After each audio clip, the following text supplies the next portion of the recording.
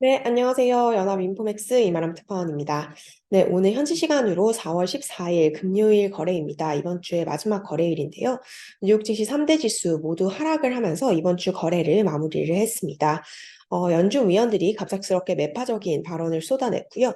미국의 경제 지표도 부진하면서 미국 경기 침체 우려를 증폭시켰는데요. 시황 같이 보겠습니다. 네, 오늘 다우 지수는 전거래일 대비 0.42% 하락한 34,800선에서 마감을 했습니다. 지수는 다시 34,000선 아래에서 이번 주 마감을 한 모습이고요. 오늘 거의 150포인트 가까이 하락하는 모습을 나타냈습니다. S&P 500 지수 전장 대비 0.21% 하락한 4,130선에서 종가 형성했습니다. 네, 나스닥 지수는 전일 대비 0.35% 하락을 하면서 11,123선에서 종가를 형성을 했습니다. 네, 뉴욕 증시 3대 지수 오늘 대체로 하락하는 흐름을 나타냈습니다. 전일부터 연방준비제도 위원들이 다소 매파적인 발언을 쏟아내고 있고요. 은행권의 실적이 잘 나왔음에도 불구하고 경제 지표가 좀 부진하면서 주가를 끌어내렸는데요. 네, 우선 시장의 투자 심리에 좀 강하게 찬물을 끼얹은 것은 이제 어제 있었던 라파엘 보스틱 애틀란타 연은 총재의 발언이었습니다. 보스틱 총재는 로이터 통신과 단독 인터뷰를 했는데요. 최근 상황을 고려를 하면 연준은 한 번 더 금리 인상을 하는데 무게를 싣고 있다라는 얘기를 했습니다. 네, 결국 이제 연준이 의도한 대로 금리를 올린 이후에야 이것을 멈추고 재평가를 할 수 있을 것이다라는 얘기를 했는데요. 네, 이번 주에 발표됐었던 CPI, PPI가 시장 예상치를 하회를 했고 또 인플레이션이 둔화되는 신호를 보이면서 시장 참가자들은 동결에 대한 기대를 해온 것이 사실입니다. 하지만 연준 위원들은 5월까지는 계획한 대로 인상을 하겠다. 그 이후에 그 여파를 판단을 해보겠다라는 얘기를 하면서 투자 심리가 급격하게 냉각이 되는 조짐이 나타냈습니다. 네, 연준 집행부의 시각을 대변을 한다라고 알려져 있는 크리스토퍼 월러 연준 이사 역시 좀 상당히 매파적인 발언으로 시장을 뒤흔들었습니다. 텍사스에서 열린 한 컨퍼런스 연설에 참여해서 이런 얘기를 했는데요. 네, 인플레이션이 목표치를 훌쩍 웃돌고 있기 때문에 통화 정책을 더 긴축해야 한다라고 얘기를 했습니다. 시장은 이제 이번 주에 발표됐었던 CPI를 다소 긍정적으로 해석을 했었는데요. 네, 월러 이사는 이 3월 CPI도 혼재된 뉴스였다라고 얘기를 하면서 인플레이션 목표에서 많은 진전을 이루지 못했다라고 얘기를 했습니다. 네, 다소 강경한 태도를 보였는데요. 이번 주에 이제 인플레이션이 둔화 신호를 보이면서 금융시장 일각에서는 5월 동결에 대한 기대감도 상당히 있었고요. 또 연내 인하 가능성도 상당히 유력하게 점치고 있었습니다. 이제 올해 하반기부터 상당히 큰 폭의 금리 인하를 단행을 할 수 있고 연준이 피벗을 할 것이다라고 기대를 했었는데요. 이런 연준 위원들의 매파적인 언급은 이런 시장의 피벗 기대감을 다소 후퇴시키는 발언입니다. 네, 연준의 다소 비둘기파적인 인물로 알려져 있는 시카고 연은 총재 또한 인플레이션을 우려하는 발언을 내놨습니다. 네, 오스턴 굴스비 시카고 연은 총재인데요. 네, CNBC와의 인터뷰를 통해서 인플레이션이 내려가고는 있지만 일부 항목에서는 끈질긴 모습이 감지되고 있다라고 지적을 했습니다. 역시 인플레이션이 우리가 기대한 것만큼 빠른 속도로 내려오지 않을 수 있다라는 얘기입니다. 네, 그럼에도 불구하고 굴스비 총재 같은 경우는 미국의 경기 침체 가능성을 우려를 하는 모습을 보였고요. 네, 또 그간 금리를 정말 많이 올렸기 때문에 이 금리 인상의 여파가 충분히 반영될 때까지 시간을 둬야 된다라는 발언을 하면서 앞선 두 매파적인 발언에 비해서는 다소 균형을 잡는 언급을 했습니다. 네, 오늘 이제 다시 연준 위원들이 매파적인 발언에 나서면서 5월에 금리를 인상할 가능성이 83%대로 높아졌습니다. 이제 최근에 계속 5월 금리 인상 가능성이 유력하긴 했지만 전일에 반영되었던 인상 가능성인 67%가 이제 83% 수준으로 좀 급격하게 높아진 상태입니다. 오늘 연준 위원들의 이 발언에서 이제 추론해 볼 수 있는 점은 지금 연준 위원들은 5월에 동결을 고민하기보다는 5월에는 일단 예정된 것은 하자. 이제 외신에서는 이것을 원앤던이라고 표현을 하고 있는데요. 금리 인상 이왕 지금까지 계속 해왔기 때문에 한 번만 더 하고 이제 끝내자라는 쪽으로 연준 위원들이 기울고 있는 것 같다라고 외신이 전했습니다. 5월까지는 은행권 파산 사태라든지 경기 침체 우려가 있음에도 불구하고 연준은 긴축을 이어갈 것이다라는 점이 추론이 되고 있는 부분입니다. 네, 오늘 이제 상당히 매파적인 발언이 나오면서 채권 금리가 급등을 했습니다. 이렇게 좀 시장의 금리 전망을 반영을 한 것으로 보이는데요. 2년물 채권 금리가 12bp 이상 오르면서 4.09%를 나타내고 있습니다. 오늘 4%대를 회복을 한 모습이고요.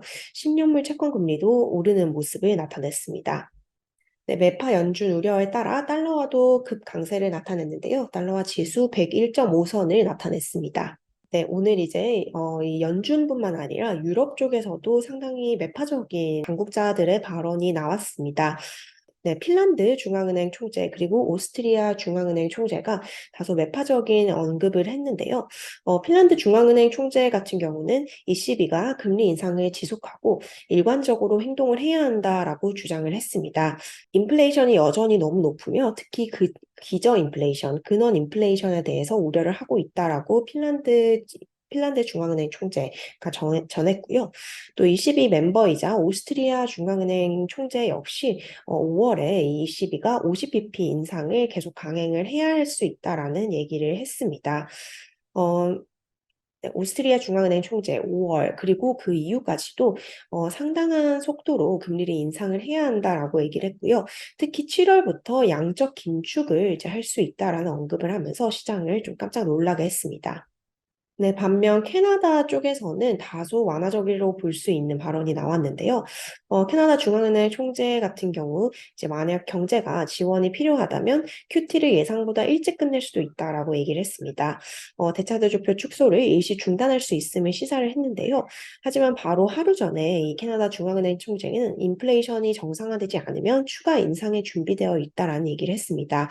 결국 이 연준을 비롯해서 글로벌 중앙은행 모두 인플레가 잡히지 않는다면 계속해서 이 긴축을 이어가겠다라는 뜻을 보였습니다. 네, 오늘 발표된 경제 지표 대체로 부진했습니다. 특히 미국의 3월 소매 판매가 좀 부진한 흐름을 보였는데요. 3월 미국 소매 판매 전월보다 1% 줄어든 것으로 집계가 됐습니다. 이 월가에서 예상하고 있었던 0.5% 감소보다 부진한 성적이 나온 셈인데요. 미국 경제의 3분의 1을 차지를 한다고 하죠, 소비가. 소비가 예상보다 더 많이 줄었다라는 점은 경기 침체에 대한 우려를 더욱더 증폭시켰습니다. 네, 이 와중에 인플레이션 관련해서도 좀 좋지 않은 소식이 나왔는데요. 미시간 대학교가 집계하는 이제 기대 인플레이션, 단기 기대 인플레이션이 급등했다라는 소식이 전해졌습니다. 네, 미시간대가 집계한 1년 기대 인플레이션 중간값이 4.6%를 기록을 했는데요.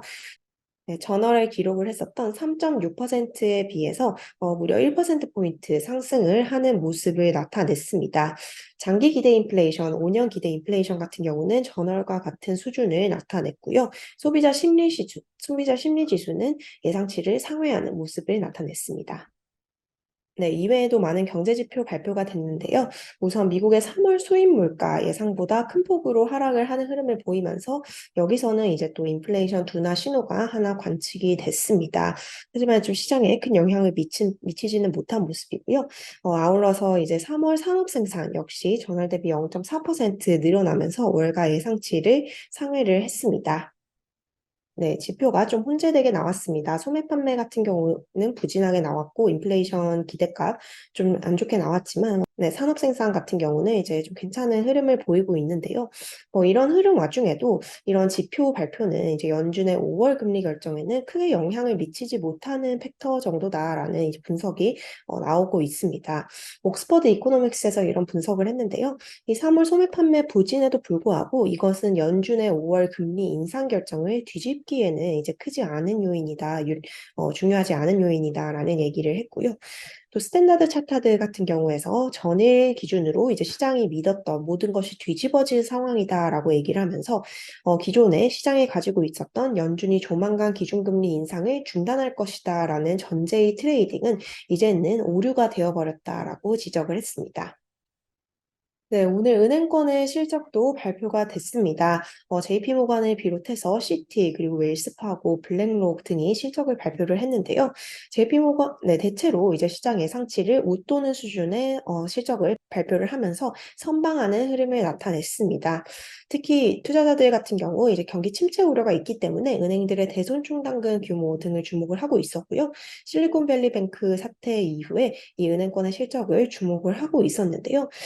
지금 네, 그럼에도 불구하고 JP모건을 비롯한 대형 은행들 같은 경우 연준의 금리 인상에 따른 순이자 소득이 증가하면서 모두 예상치를 상회하는 실적을 냈습니다. 네, 하지만 이제 매파적인 연준 위원들의 발언과 경제 지표 부진의 실적 호조는 다소 영향이 희석이 된 모습입니다. 오늘 S&P 500 구성하고 있는 섹터 중에 금융주가 가장 큰 폭의 상승세를 보였고요. 이외에 에너지와 통신 그리고 자율소비재 섹터가 상승했고 다른 섹터는 하락을 하는 모습을 나타냈습니다. 네, 금융주가 오늘 좀 괜찮은 흐름을 보였다라는 거 볼 수 있는데요. 지금 JP모건 같은 경우 실적 호조에 따라서 주가가 7.5% 급등을 했습니다. 시티 같은 경우도 거의 5% 가까이 주가가 상승했고요. 웰스파워 같은 경우는 호실적에도 불구하고 주가는 약보합 수준에서 마감을 한 모습입니다. 네, 빅테크 종목들은 혼재된 흐름 보였습니다. 구글과 메타 플랫폼스 통신 관련주가 상승한 반면 마이크로소프트, 애플 같은 경우 하락하는 흐름을 보였고요. 네, 테슬라 같은 경우는 오늘 전일 대비 약 0.5% 정도 하락을 했습니다. 유럽에서 테슬라가 또다시 차량 가격을 인하했다라는 외신 보도가 나왔는데요. 다음 주 실적 발표를 앞두고 테슬라의 주가 하락 마감한 모습입니다.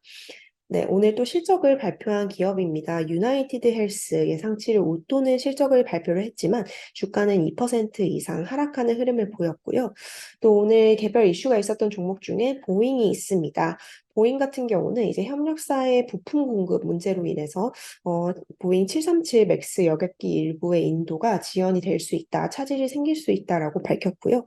이에 따라서 주가가 장중에 6% 이상 급락하는 흐름을 나타냈습니다. 네, 이번 주 뉴욕 증시 인플레이션 둔화 신호를 확인을 하면서 좋은 흐름을 보이다가 오늘은 하락 마감을 하게 되었는데요. 그럼에도 불구하고 다우 지수는 4주 연속 상승세의 기록을 이어가고 있습니다. 네, 다음 주에는 또 본격적으로 실적 발표가 이어지는데요. 금융주들을 비롯해서 넷플릭스라든지 테슬라의 실적 발표가 예정이 되어 있습니다. 또 존슨앤존슨, P&G와 같은 전통적인 우량 기업들의 실적도 발표가 되는데요. 저는 다음 주에 뉴욕 증시 정보와 함께 다시 인사드리도록 하겠습니다. 감사합니다.